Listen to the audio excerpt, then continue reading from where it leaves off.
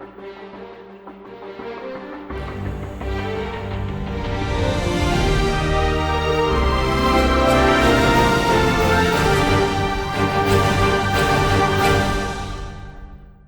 cantado que no te mueves. Hemos cantado que como no te mueves, como reinas para siempre. Tu pueblo, todo aquel que cree en ti puede estar quieto, puede estar seguro, puede tener esperanza de un rey que no cambia, de un rey que no es reelecto, que no es destituido, de un rey que gobierna para bien de su pueblo y para su gloria. Nosotros te rogamos que en esta mañana, como mencionaba nuestro pastor Miguel, el centro de nuestra atención seas tú, que podamos escuchar tu palabra como si fuera para nosotros, porque es para nosotros, y que hayan corazones, Señor, deseosos de vivir para ti y tu gloria. Ayuda, Señor, al predicador. Él lo necesita, Padre. Que tu Espíritu lo dirija. En el nombre de Jesús. Amén. Amén. Que así sea. Dios les bendiga, hermanos. Para nadie es... Déjame tomar un poco primero.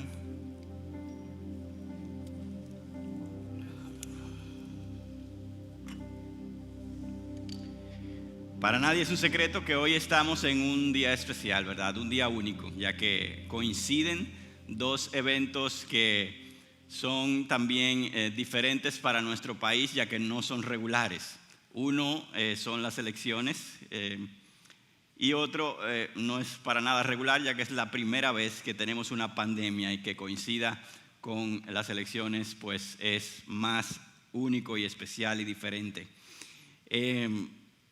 En este tiempo nosotros podamos ver cómo hemos hablado, hemos conversado durante meses acerca del tiempo de elecciones y de candidatos y propuestas y demás. Y yo les quiero ser sincero. Una de mis mayores debilidades, de las tantas que tengo, es hablar de política. Yo estoy rodeado, gracias a Dios, de hombres y mujeres que les gusta hablar de eso, pero el silencio en mí es obligatorio casi. Yo no hablo mucho en muchas reuniones, pero cuando es de política mucho menos. Y es que no me siento cómodo, y yo reconozco que es una debilidad, ya que no debemos ser indiferentes ante un tema como ese. La nación, el país, nuestra iglesia, incluso los creyentes, estamos afectados por este tiempo, así que es algo que debe ser serio para nosotros. En esta semana yo me encontré una cita que es atribuida a Spurgeon, según Facebook, pero no lo encontré en ningún lado, así que yo solamente digo que es atribuida a Spurgeon. Sin embargo, tiene mucha verdad, y dice así: solo los tontos creen que política y religión no se discuten.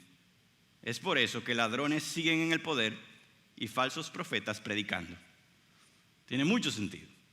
O sea, hay que hablar de esos temas porque lo que está en juego es algo grande y serio, así como lo que se habla desde una iglesia. Y tan grande es mi pasividad que en estos días nosotros veníamos desde el interior, nuestro vehículo, nuestra familia, y nuestros dos niños, uno de 9 y otro de 6, comienzan a hablar de política.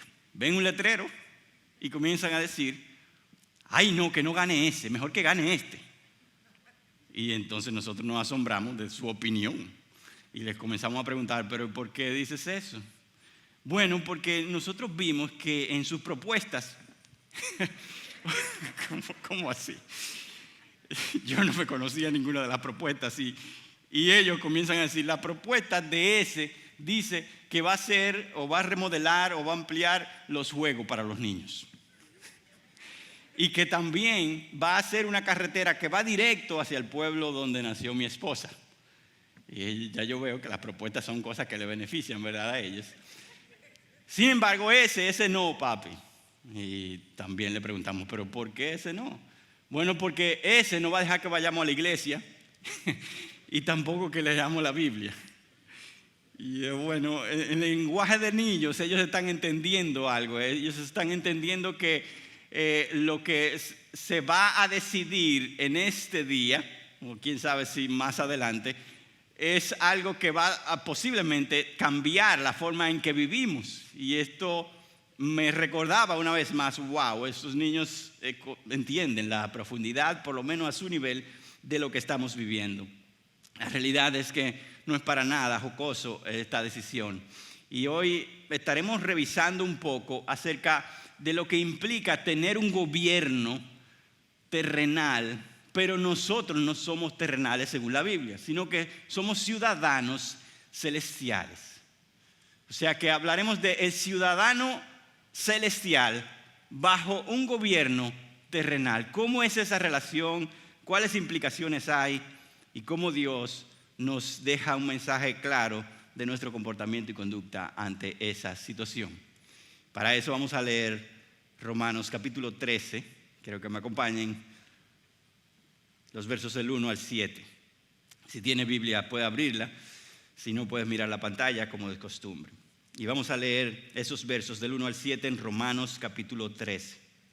Dice: sométase toda persona a las autoridades que gobiernan, porque no hay autoridad sino de Dios, y las que existen por Dios son constituidas. Por consiguiente, el que resiste a la autoridad, a lo ordenado por Dios se ha opuesto, y los que se han opuesto sobre sí recibirán condenación. Porque los gobernantes no son motivo de temor para los que de buena conducta, sino para el que hace el mal. Deseas, pues, no temer a la autoridad, haz lo bueno y tendrás elogios de ella. Pues es para ti un ministro de Dios para bien, pero si haces lo malo, teme, porque no en vano lleva la espada, pues ministro es de Dios, un vengador que castiga al que practica lo malo. Por tanto, es necesario someterse, no solo por razón del castigo, sino también por causa de la conciencia. Pues por esto también pagáis impuestos, porque los gobernantes son servidores de Dios dedicados precisamente a esto. Verso 7. Pagad a todos los que debáis, al que impuesto, impuesto, al que tributo, tributo, al que temor, temor, y al que honor, honor. La palabra de Dios se detiene en este momento a hablarnos de una de las relaciones cotidianas de cualquier individuo en el planeta. Y esto está en un contexto muy especial, ya que nosotros vemos que en Romanos, desde el 1 al 11, Dios desplaya, explica, expone de una forma increíble todo lo que Él ha hecho para redimir a un pueblo del pecado, de la perdición. Y este pueblo, impactado por esa obra, que es conocida, ¿verdad?, por el mensaje del Evangelio, entonces comienza a vivir de una forma diferente. Y es entonces en el capítulo 12, que es el anterior a este, donde notamos cómo ese impacto del Evangelio se muestra en aquel que ha creído. Y lo resumimos en 4 relaciones que son impactadas en un creyente nacido de nuevo que comienza a vivir para Cristo. Y esas relaciones, primero, es tu relación con Dios. Dios te impacta, te da a conocer su gran amor y entonces tu relación con Él es reconciliada, ¿verdad? También la relación con nosotros mismos, la relación el uno al otro y la relación hasta con nuestros enemigos. Eso habla el capítulo 12. Pero ahora en el 13 nos muestra que no solamente el Evangelio arregla o reordena la relación con Dios, con el otro, conmigo y con el enemigo, sino también la relación con aquellos que son mi autoridad. O sea que lo que vamos a leer hoy y lo que vamos a revisar es un creyente que realmente ha sido impactado, ha conocido el gran amor, la justicia de Dios y entonces por eso vive diferente. Por eso la reacción de un creyente ante las autoridades gobernantes, esa relación, esa respuesta diaria que debe dar es muy diferente a alguien que no conozca de Dios ni de su evangelio. El resto del capítulo 13 entonces nos habla de dos relaciones más, y una es con la ley de Dios del 8 al 10 versos, y con el día en que el Señor retornará. Nosotros, como bien hemos hablado, nos enfocaremos en esta relación del creyente con el Estado. Y Pablo no habla esto como desconectado de lo que es el contexto de la Escritura, ya que él reconoce, ¿verdad?, que las autoridades han sido elegidas, designadas, constituidas por Dios. Y esto es algo que todo el Antiguo Testamento también proclama. Nosotros pudiéramos ver todo esto en Daniel, por ejemplo, capítulo 4. El Altísimo domina sobre el reino de los hombres y se lo da a quien le place. Dios mismo dice en Proverbios 8, el poder es mío. Por mí reinan los reyes y los gobernantes. Decretan justicia. Por mí gobiernan los príncipes y los nobles. Es por Él. Daniel también dice, Él es quien cambia los tiempos y las edades, quita reyes y pone reyes, da sabiduría a los sabios y conocimiento a los entendidos.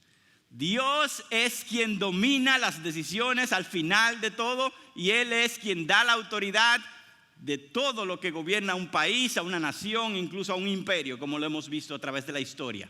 Al final la decisión siempre será de Él y solo de Él. Entonces, cuando revisemos ahora los pasajes de Romanos 13, nosotros vamos a hablar de tres cosas. Una, la autoridad que tiene este Estado dada por Dios. La segunda es cuál es el servicio, cuál es el ministerio que realiza este Estado, si es realmente un siervo de Dios, como dice este pasaje. Y por último, terminaremos con conclusiones y algunas aplicaciones adicionales que hablaremos. Así que vamos a hablar primero de la autoridad que tiene el Estado, en los versos del 1 al 3. Sométase toda persona a las autoridades que gobiernan. La pregunta sería, ¿por qué? Bueno, ya lo hemos dicho, pero los versos 1 y 2 mencionan 3 veces la razón, y es porque no hay autoridad sino de Dios. Verso 1, y también ese verso 1 dice, las que existen por Dios son constituidas. El verso 2 dice, el que resiste entonces a esta autoridad, a lo ordenado por Dios, se ha opuesto. En este sentido, todo Estado, de alguna forma, es una autoridad divina delegada por ese Dios. Y yo sé que muchos de nosotros podemos estar pensando en muchos casos donde, ¿cómo va a ser? O sea, es imposible que estos líderes, que estos senadores, que estos, lo que sea, vengan de Dios por la forma en que se conducen, por la forma en que deciden. Sin embargo, el llamado aquí es a nosotros reconocer de que Dios está detrás de la institución de estas autoridades, y por tanto debe haber una reacción natural de todo aquel creyente verdadero, y es sometimiento, respeto. Reconocer, eso es someterse, ¿verdad? Reconocer que hay una jerarquía y que dentro de esa jerarquía hay una autoridad a la cual yo respeto y brindo honor. Y esta palabra someterse, ¿verdad?, está muchas veces en todas las cartas de Pablo, incluyendo, ¿verdad?, el famoso y conocido verso de la mujer, la esposa, que debe someterse a su esposo. No es porque sea mejor, no es porque sea digno él del sometimiento, sino porque Dios establece un orden. Y en ese orden, entonces, yo respeto a aquel que es mi autoridad y me someto. Esta autoridad dada por Dios es recordada en un momento clave, ¿verdad? Cuando el mismo Dios hecho carne, hablando con Pilato, el pastor habló de eso en estos días, el mismo Jesucristo le dice a Pilato, ninguna autoridad tendrías sobre mí si no te hubiera sido dada de arriba. Jesucristo mismo reconocía que este hombre pecador, que iba a tomar una decisión catastrófica, era un hombre a quien Dios desde arriba había designado. Y Dios no comparte, ¿verdad?, la responsabilidad de estos gobernantes, en este caso, ¿verdad?, Pilato. Sus decisiones, no es que Dios es responsable de esas decisiones, sino que lo que Pablo quiere decir es que la autoridad que tiene sí es dada por Dios. Ahora sus decisiones son sus decisiones y ellos también darán cuenta. En el verso 2 nosotros vemos una advertencia entonces ante aquellos de nosotros que pudiéramos resistirnos a este principio, que hay una autoridad, que Dios se la dio y que nosotros debemos someternos. ¿Qué pasaría si un creyente entonces decide ser rebelde ante ese sometimiento?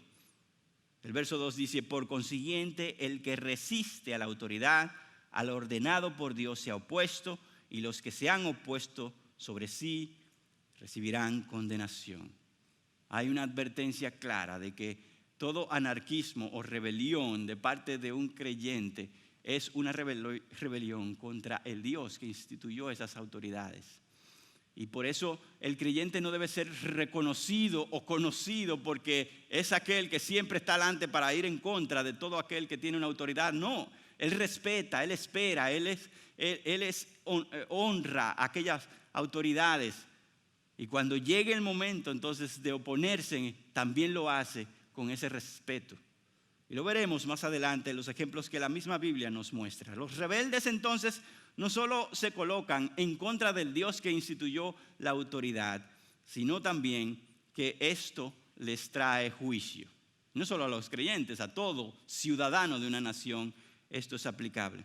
Por eso, someterse no solamente es lo correcto, sino que también es lo más sabio, porque el Dios mismo especifica de que condenación, castigo, vendría a aquellos que no lo hagan.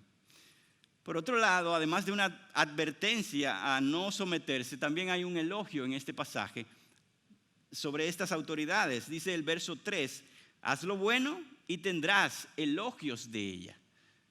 O sea, si caminas en este mundo y en esta relación, cuando lo hagas de una forma que Dios le agrade, Dios se encargará de que el elogio venga a tu vida por medio de esas autoridades. Y evidentemente, hermanos, si tú y yo somos seres humanos y estamos aquí en República Dominicana o cualquier lugar, nosotros nos damos cuenta de que Pablo está pintando un cuadro como perfecto. Mi hermano, o sea, no siempre esta gente hace lo correcto, ni aplauden lo bueno, ni rechazan lo malo. A veces es todo lo contrario. Aplauden lo malo y apoyan lo malo. Y cuando hay alguien que hace lo bueno, entonces lo resisten. Y esto está claro. Y yo creo que Pablo no era ignorante de esa realidad. Él mismo vivió las consecuencias de gobiernos y autoridades injustas. Usted recuerda lo que Pablo pasó a través de manos de las autoridades judías y usted sabe de que, como decimos los jóvenes, este tipo sabe. Este hombre sabe que estas autoridades no son lo que debieran ser. Y no solamente de las autoridades judías, sino también romanas, cuando él tuvo que hasta que apelar a César para poder tener un juicio apropiado.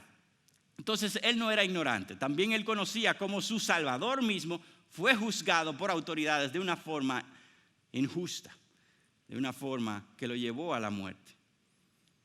John Stott, un teólogo y pastor, decía lo siguiente: al describir a los gobernantes en este pasaje, con tan buena luz, elogiando a los buenos y oponiéndose a los malos, él está manifestando lo que es el ideal divino, no la realidad humana.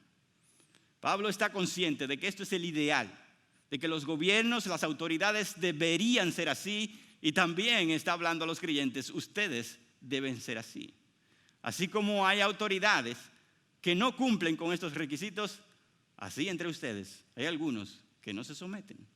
Por tanto, cuando vemos este pasaje, estamos viendo ese estándar que Dios quiere y que de alguna forma, como veremos un poco más adelante, lo revela a Él mismo. Este mandato entonces de Romanos 13 de someternos es algo que tiene implicación de sujetarnos, pero nunca de una forma incondicional o sin hacer críticas serias a lo que nos estamos sometiendo. Nosotros sabemos de que este pasaje pudiera ser abusado. Incluso hay un señor, incluso un presidente de toda una organización, se llama Michael Cassidy, que es fundador de la Iniciativa Africana.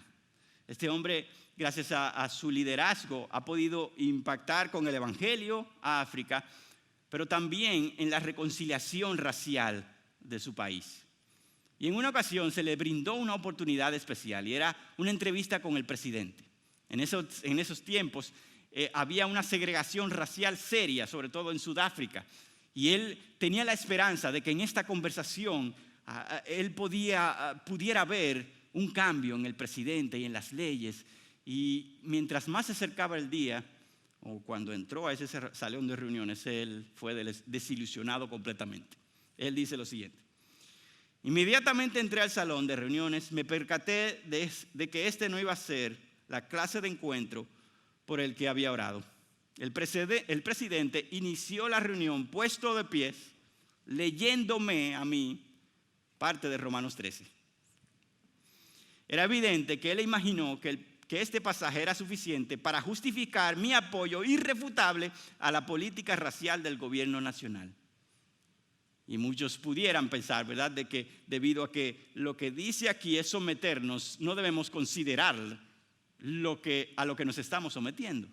Pero eso sería algo completamente antibíblico, ya que en toda la revelación de Dios nosotros vemos hombres que tuvieron que tomar decisiones, y mujeres incluso, cuando las leyes, las decisiones de los gobernantes eran conflictivas con las leyes y los mandatos de Dios.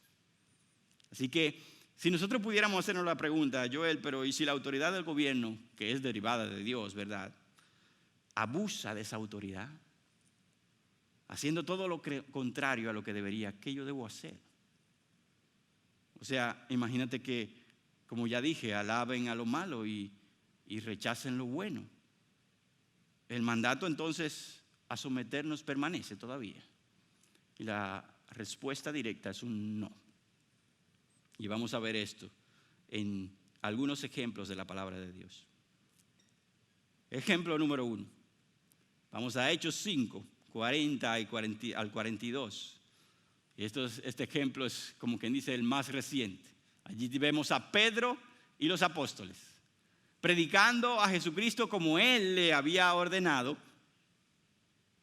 Y se encuentran con las autoridades judías, el Sanedrín, el concilio, que les arresta, los lleva ante ellos y entonces les dan órdenes de no predicar a Jesucristo. Y el pasaje dice esa frase tan conocida: ¿a quién obedeceremos? ¿A Dios o a los hombres? No, a Dios antes que a los hombres. Pero lo que me llama la atención es lo siguiente. Vamos a leer un poco de esos pasajes 40 al 42 de Hechos 5. Dice: después de llamar a los apóstoles, los azotaron y les ordenaron que no hablaran en el nombre de Jesús, y los soltaron. Ellos pues salieron de la presencia del concilio y se escondieron y no predicaron más a Jesús. Regocijándose de que hubieran sido tenidos por dignos de padecer afrenta por su nombre, todos los días en el templo y en casa no cesaban de enseñar y predicar a Jesús como el Cristo. Pero ven acá, las autoridades acaban de decir algo: no prediques.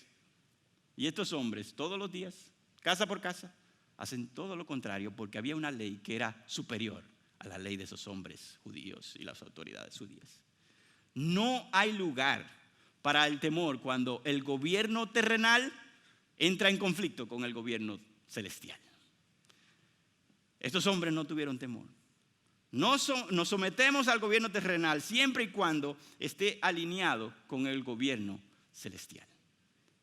Y lo vemos en Pedro y estos apóstoles, pero también lo vemos en hombres como Sadrach, Mesach y Abednego y Daniel. Incluso esto fue una de las conversaciones que tuvimos con nuestros niños. Ellos tenían temor de que, ay, si gana este presidente y nos manda no ir a la iglesia, en su lenguaje, ¿verdad?, y no leer la Biblia, nos vamos a meter a la cárcel. Bueno, evidentemente esto está en la palabra muy directo y claro con estos ejemplos, ¿verdad? Estos 3 hombres, 3 amigos de Daniel, en Daniel 3, del 13 al 18, se negaron a postrarse ante la adoración de una estatua que el rey había ordenado que se adore. Y cuando este rey Nabucodonosor los llama, oye hermano, no le dice palabras suaves. No le dice, ¿y qué pasó? ¿Por qué no lo hicieron mis hijos? No, fueron palabras directas, amenazantes. Y dice así, Daniel 3:13, dice, habló Nabucodonosor y les dijo, ¿es verdad, Sadrach, Mesach y Abednego, que no servís a mis dioses ni adoráis la estatua de oro que he levantado? ¿Estáis dispuestos ahora para que cuando oigáis el sonido del cuerno, la flauta, la lira, el arpa, el salterio, la gaita y toda clase de música, os postréis y adoraréis la estatua que he hecho? Porque si no la adoráis, inmediatamente seréis echados en un horno de fuego ardiente. ¿Y qué Dios será ese que los libre de mi mano? Oye, hermano, o sea, yo no sé, bueno, yo sí sé, la Biblia lo dice, cuál es la reacción de estos hombres, pero la mía hubiera sido temblar. Pero estos hombres estaban hechos de un material diferente. Y su respuesta es muy famosa y conocida. No necesitamos darte respuesta, wow, acerca de este asunto, al rey no de una nación, de un imperio. Ciertamente nuestro Dios, a quien servimos, puede librarnos del horno de fuego y de tu mano, oh rey, nos librará. Pero si no lo hace, has de saber, oh rey, que no serviremos a tus dioses ni adoraremos la estatua de oro que has levantado. ¡Wow! ¿Cuál es la materia prima de un hombre así? Tal vez CPD o 2, no sé. Conocimiento profundo de Dios al cuadrado, no sé. Pero eso les llevaba a ellos a decir, yo puedo someterme a muchas cosas, pero si tú como jefe de estado terrenal te opones a mi glorioso jefe de estado celestial, hasta ahí llegamos. Hasta ahí llegamos. Y Daniel, otro hombre de Dios, también con un edicto ya ahora de no orar ni adorar a nadie que no fuera al Dios de Darío o al mismo Darío, él también decide ir a su casa y como de costumbre, dice la Biblia, como de costumbre, no hubo ningún cambio, sigue orando con las ventanas abiertas a su Dios. Pregunta, ¿estaban estos hombres violando Romanos 13? Categóricamente, no. Estos hombres obedecían a un Dios que estaba sobre los reyes de esos tiempos. Y a mí me llama la atención algo, hermanos, porque uno pudiera irse fuera de la balanza aquí y uno pudiera decir, así es que hay que responder. Tú vas a ver, de que me manden a hacer algo, no lo hago porque eso no le agrada a Dios. Y la actitud sería también rebelde, aunque estuviéramos con deseo de honrar a Dios. Y es que estos hombres, Daniel y sus amigos, fueron tomados de su nación y llevados a Babilonia. Y no vemos en la palabra ninguna queja, ninguna rebelión por ese asunto. Ellos fueron obedientes y se sometieron a este gobierno. Nos vamos para allá. Estos hombres, estando allá, le cambiaron los nombres. De nombres que significaban algo para Dios, le cambiaron los nombres a nombres paganos. Y estos hombres se sometieron, estuvieron tranquilos y siguieron las órdenes. A ellos no les importaba los beneficios personales o las incomodidades personales individuales de ellos. Ahora, cuando la ley de Dios era opacada, confrontada, minimizada, ahí ellos entonces se levantaban. Y esto me llama mucho la atención, hermanos, porque muchas veces nosotros caemos en el error de que si me afecta personalmente a mis intereses, entonces yo no me someto a este gobierno. O sea, si me dan beneficios, si me dan un carguito, si me dan poderes, si me dan, bueno, pues yo estoy bien con este gobierno. Si me quitan todas esas cosas, no, este gobierno no sirve, hay que cambiar esto. Pero eso no era la motivación ni la razón por la que estos hombres se sometían. Ellos se sometían cuando Dios no tenía problema con eso y se rebelaban o desobedecían cuando Dios sí tenía problema con ello.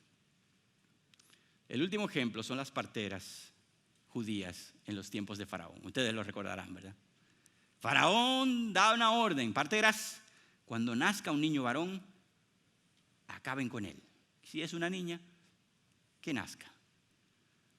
Pero, dice la palabra en Éxodo 1:15, las parteras temían a Dios y no hicieron como el rey de Egipto les había mandado, sino que dejaron con vida a los niños. ¿Cuál es la razón por la cual no obedecieron la orden de este rey? Porque temían a otro rey mayor. Temían a Dios.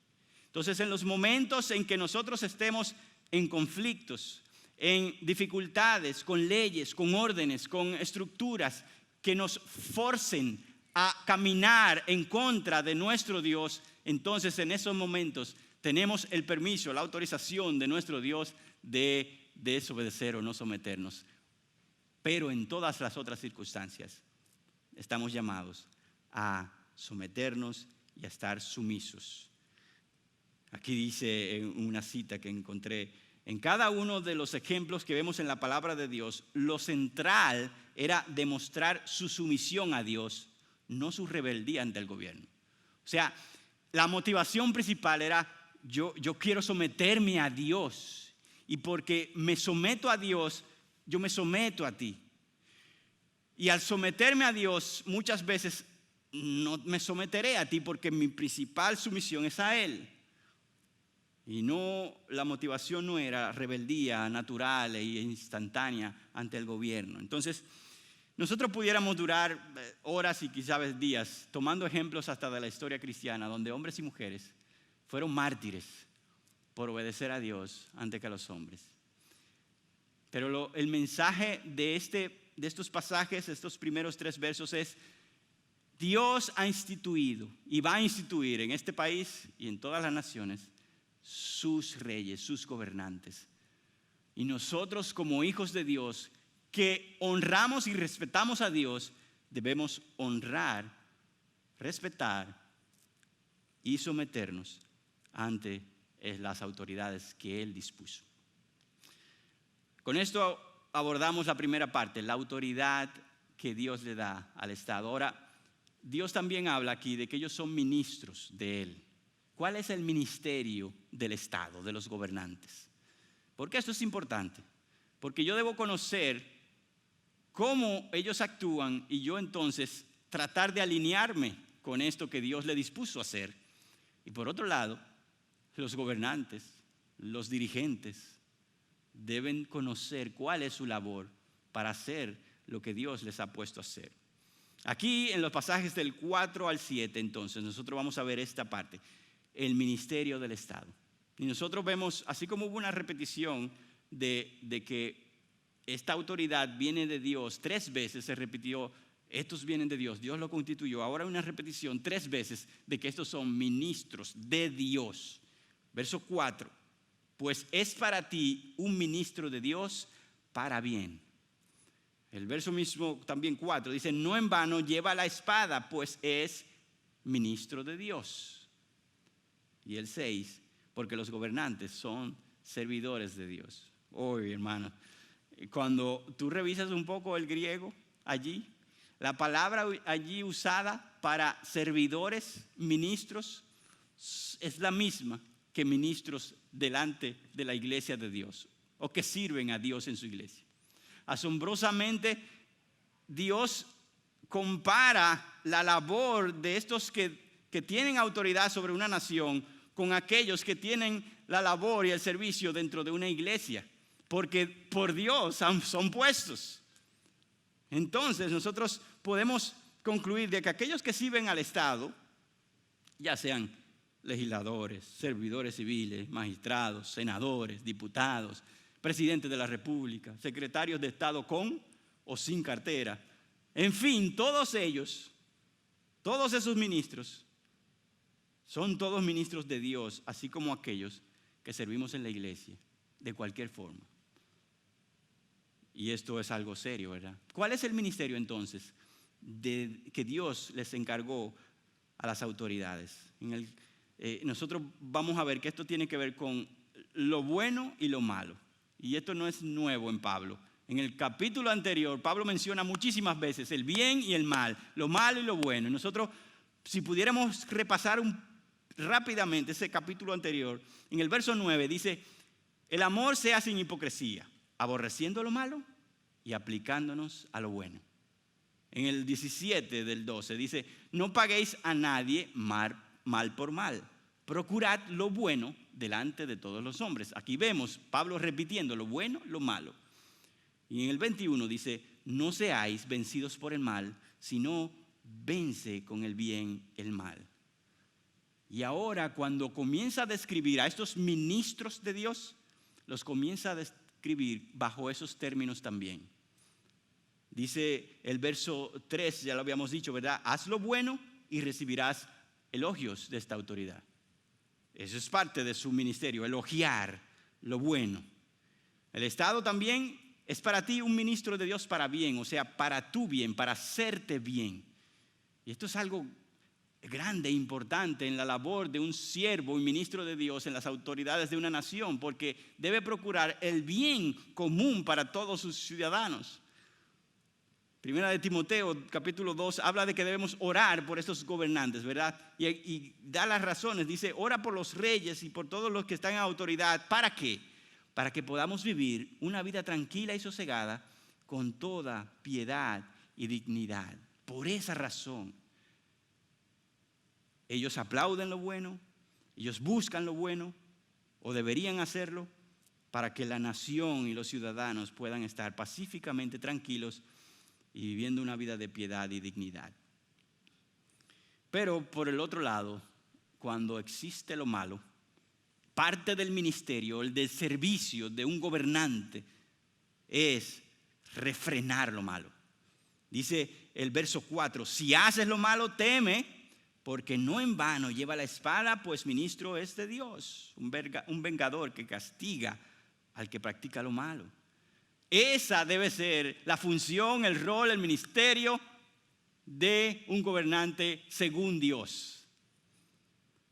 Y aquí yo tuve que detenerme un poco, porque cuando yo veo esta descripción de lo que debe ser una autoridad terrenal que reconoce a Dios,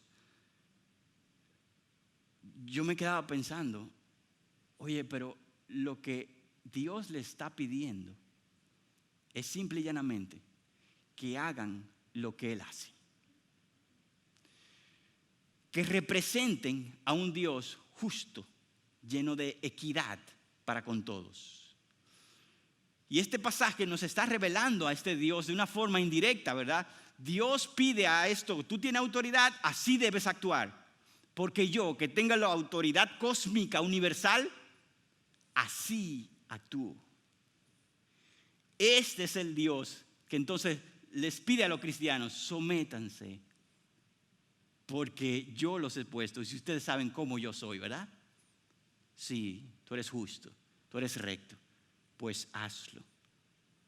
Entonces a las autoridades les dicen, tú eres ministro mío, y debes hacer esto y esto. ¿Por qué? Porque viene de un Dios que es santo, un Dios que es justo, un Dios que cuida de los buenos, de los que quieren el bien, pero refrena, castiga, enjuicia a aquellos que hacen el mal. Ese es el Dios detrás de este mandato y detrás de estas instrucciones al creyente y al gobierno.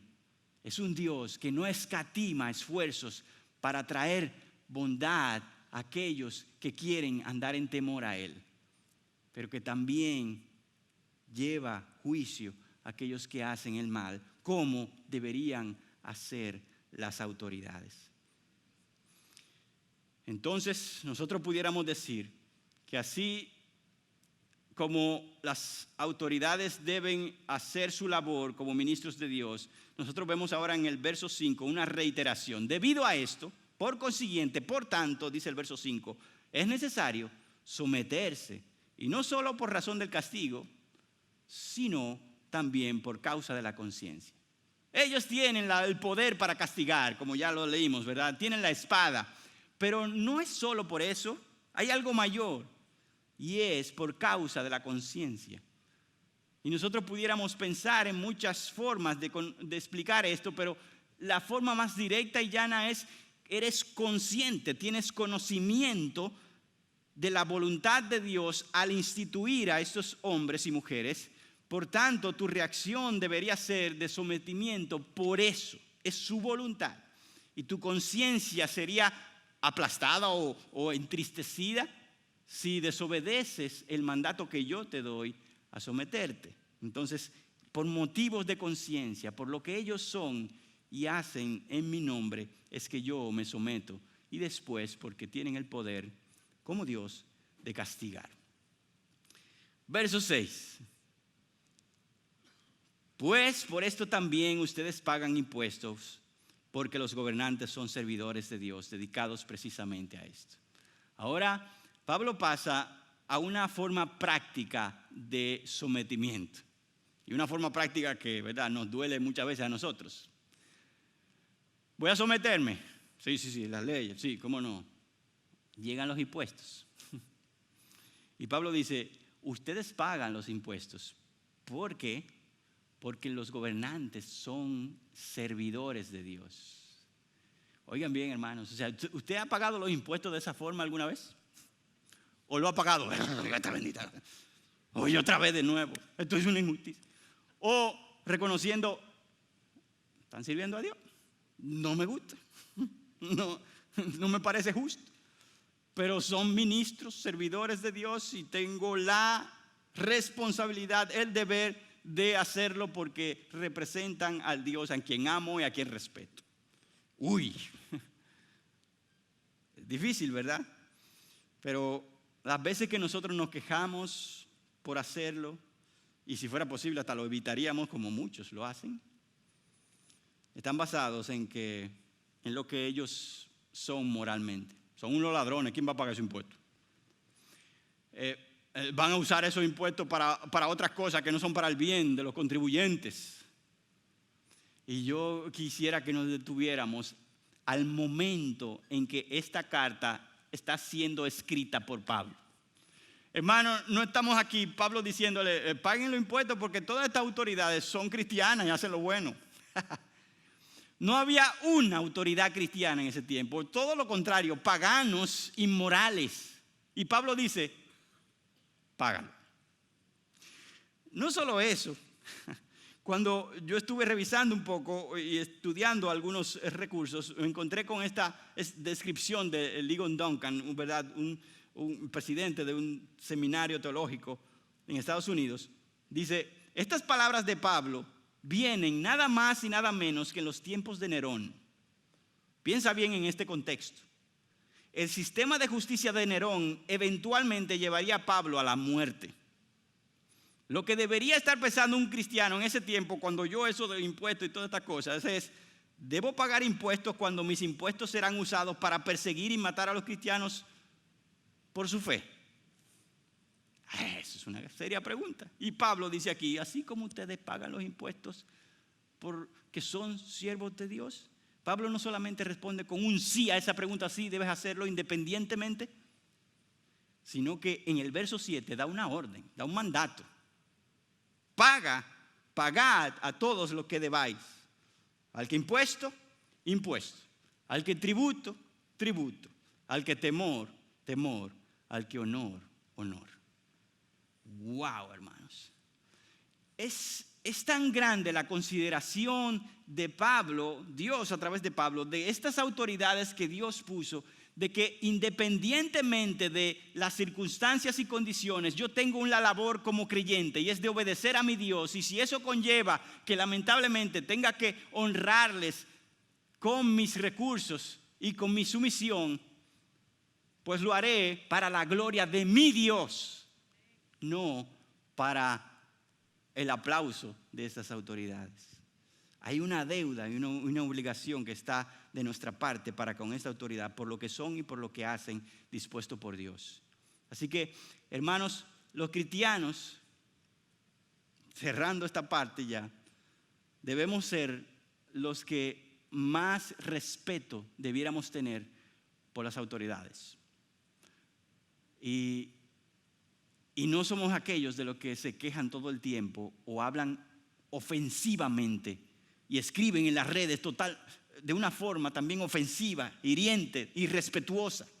No, hermanos, la Biblia nos llama a algo que está relacionado con el carácter de Dios. Por tanto, yo actúo de una forma también que lo represente a Él. Hermanos, es un llamado serio e importante para nosotros. No sabemos, hasta dentro de pocas horas o quién sabe si días, quién va a tomar la posición o las posiciones. Pero sí sabemos cuál es nuestro rol, hermanos. Sí sabemos lo que Dios nos ha pedido. Y el llamado entonces es a cumplir nuestra parte. Y Dios llamará cuenta a aquellos que no cumplan la suya. Nosotros vamos a concluir con un resumen ahora de lo que hemos visto y con 4 consejos de aplicación práctica adicionales a lo que hemos hablado ya. Pero en resumen, si yo pudiera resumir todo esto, yo pudiera decirle, ciudadano celestial, tú que estás aquí, tú tienes un llamado descrito de esta forma. 1, sométete a las autoridades de turno porque Dios las puso. 2, haz lo bueno para que seas elogiado por ellas. Y aunque no lo seas elogiado, eres elogiado por tu Dios. Haz lo bueno. Hónralas con tu bolsillo, con tus impuestos y con respeto. Ese es el llamado al ciudadano celestial que vive en esta tierra. Ahora, el llamado a las autoridades, a los que son del gobierno terrenal, es: recuerda quién te designó y honralo. Eres su ministro y él te pedirá cuentas. Recuerda para qué te designó. No solo quién te designó, sino para qué. Para incentivar y elogiar lo bueno para todos indistintamente y juzgar y castigar lo malo también para todos indistintamente. Ese es el llamado de este pasaje. Ahora, un par de consejos, hermanos. Nosotros conocemos que estamos en tiempos donde ideologías, valores morales están siendo lamentablemente distorsionados. Incluso los gobiernos a veces son herramientas para hacer que estos valores o antivalores sean promovidos y aceptados como leyes. Y en lugar de proteger, ¿verdad?, a la familia, al matrimonio y a toda una nación, son entonces propulsores de cosas que hacen daño. Hoy el pueblo dominicano está tomando decisiones, ¿verdad? Y algunos ya votaron, otros van a votar. Pero es posible que Dios elija a través, ¿verdad?, del pueblo de República Dominicana a un hombre temeroso de Dios, una mujer temerosa de Dios, lo que sea. Pero es posible que la decisión sea todo lo contrario. O incluso que aquellos que pensábamos que sí eran, cambiaron de opinión y se fueron por otro lado. Y yo quiero recordarte, hermano, y mi primer consejo es este: que nuestra esperanza no está en el hombre, sino en Dios. No importa lo que el hombre haga, es tu Dios quien tiene el control y el dominio y el que gobierna finalmente, como hemos hablado en esta mañana. No te desanimes cuando los candidatos que tú quisieras tal vez no fueron electos. Al final quien tomó la decisión es Dios. Confía en Él, espera en Él, gózate en Él, ten esperanza en Él, porque Él es quien te trajo hasta aquí y quien te llevará hasta el final también. Es tu Dios, es tu Dios. Eso quiere decir que nosotros, si ese es el caso, si las autoridades toman esa decisión de irse por la vía contraria a Dios, ¿nosotros qué haremos? Bueno, lo que hicieron los hombres y las mujeres de la Biblia. Seguiremos oponiéndonos cuando promuevan estándares y leyes que sean contrarios a la verdad de Dios. Que amenacen con la vida del no nacido, nos seguiremos oponiendo. Que socaven la libertad religiosa de nuestra nación, nos seguiremos oponiendo. Que trastornen los fundamentos de la familia y del matrimonio, también nos pondremos de pie y diremos no. Y que no honren al Dios que les instituyó, ahí también diremos no. Esa va a ser nuestra labor. Pero recuerda, no es de hombres, es de Dios. Y todo esto lo haremos con respeto, con sumisión, reconociendo quiénes son como autoridades y quiénes son como también creación de Dios, hechos a la imagen de Dios. Segundo consejo, no dejes de orar por los gobernantes. Esto es algo que la Biblia lo manda. No importa quiénes sean lo que hayan dicho, no dejes de orar por ellos. Eso te caracteriza como hijo de Dios. Lo vimos en 1 Timoteo 2.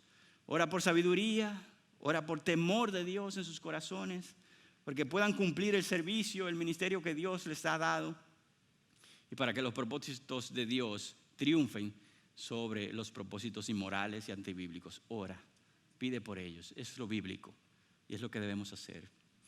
Tercer consejo: no te aísles de la cultura y la sociedad donde Dios te ha puesto. Relaciónate con ella mostrando la luz de Cristo. Oh, hermano, este es un error que la iglesia en siglos pasados, en años pasados ha hecho. Debido a que estos están tomando estas decisiones, los cristianos nos cerramos en nuestras iglesias, en nuestras casas, y que se hagan lo que ellos quieran. Y no hemos levantado la voz del Señor, ni hemos iluminado con su luz.